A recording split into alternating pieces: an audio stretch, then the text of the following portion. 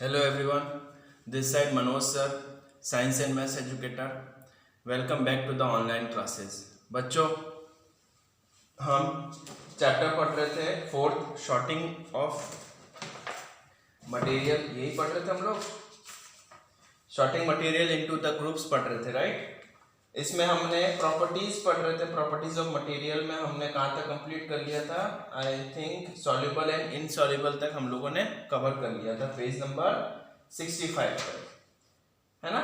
आज हम करेंगे, इससे पहले जो मैंने होमवर्क दिया था आपको पेज नंबर 66 में, what are soluble substance and what is a magnet. अगर जिन बच्चों ने कर लिया हो वेल एंड गुड, जिन्होंने नहीं किया तो ये आंसर आप लोग जो है उतार लो। ये फर्स्ट आंसर है व्हाट इज सॉल्युबल सब्सटेंस और सेकंड है व्हाट इज मैग्नेटिक। ठीक है, हमारा सेकंड लास्ट टॉपिक है दैट इज ट्रांसपेरेंसी। चौथा जो प्रॉपर्टी है हमारा वो है ट्रांसपेरेंसी।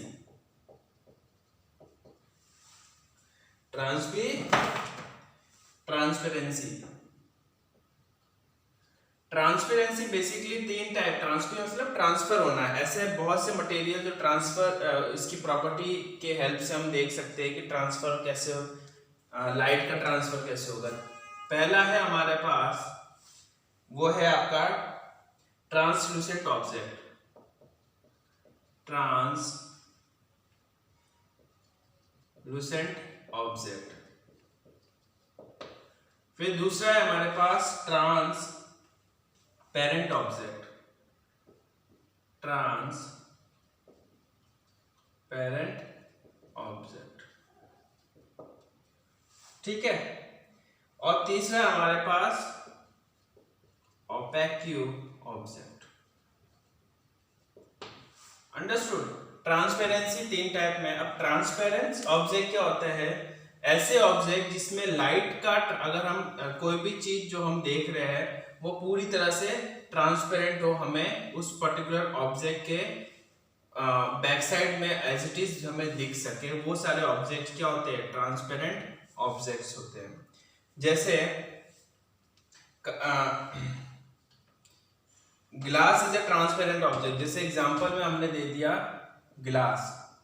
आप क्या करते हो? ग्लास को अगर आप सामने रखते हो तो ग्लास के जस्ट पीछे बैक साइड में आपको दिखेगा, बैक साइड की इमेज आपको दिखने लग जाएगी। तो ग्लास एक एग्जांपल है आपका ट्रांसपेरेंट ऑब्जेक्ट की, ठीक है ना। ट्रांसलूसेंट ऑब्जेक्ट वो ऑब्जेक्ट्स होते हैं जिसमें आपको ब्लर इमेज दिखता हो, है ना। ब्लर इमेज जैसे कि आपने ट्रेसिंग पेपर हो गया, बटर पेपर हो गया, है ना, पेपर हो गया, ऑयलिंग, अगर उसके ऊपर ऑयल गिर गया हो तो हमें क्या होगा? एक ब्लर इमेज दिखेगा, क्लियर इमेज नहीं दिखेगा। Not see, can't see clear image, ठीक है, मतलब कि ब्लर इमेज आपको दिखेगा।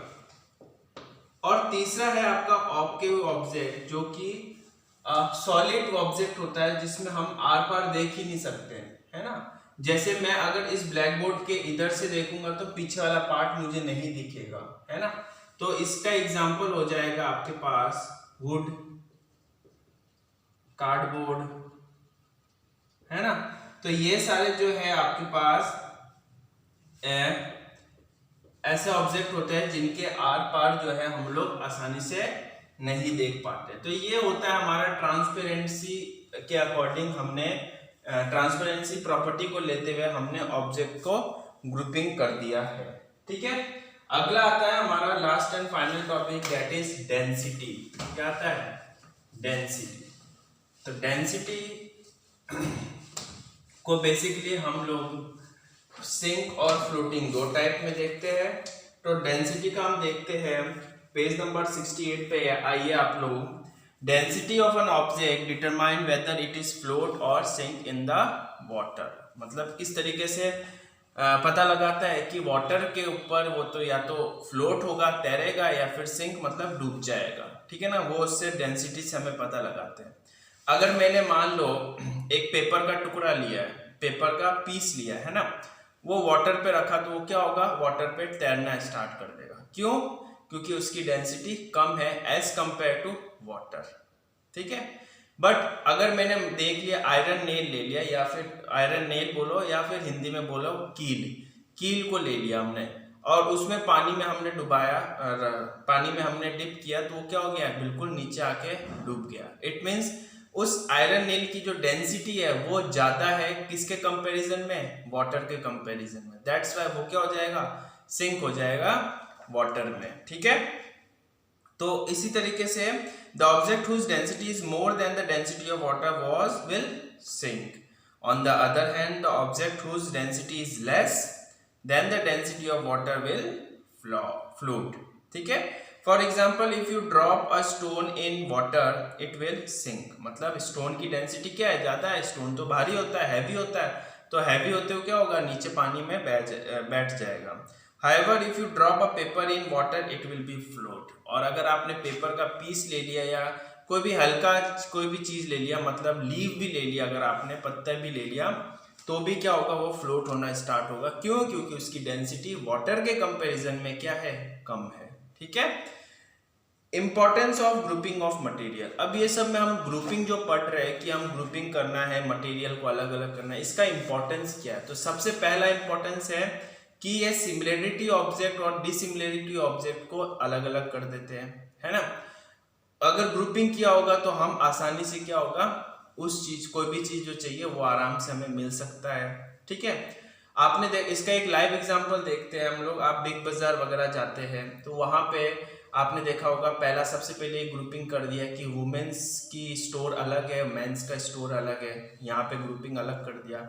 अब मेंस के स्टोर्स में आप जाओगे या फिर तो वहाँ पे जैकेट्स वगैरह, विंटर स्टोर अलग है, समर स्टोर अलग है, जीन्स का स्टोर अलग है, टी शर्ट शर्ट का स्टोर अलग। तो यहाँ पे क्या हो रहा है, यहाँ पे ग्रुपिंग कर दिया ताकि हमें आसानी से चीजें रख दें, और सब चीज एक ही जगह पे रख दे तो मिलना मुश्किल हो जाएगा, कोई भी चीज जो हमें चाहिए, और हमारा टाइम कंज्यूमिंग ज्यादा होगा। तो ये हमारा इंपॉर्टेंस है ग्रुपिंग के लिए कि ग्रुपिंग करना बहुत जरूरी है। ठीक है, तो यहाँ तक जो है हम लोगों ने कवर कर लिया है चैप्टर नंबर 4 पूरी तरह से।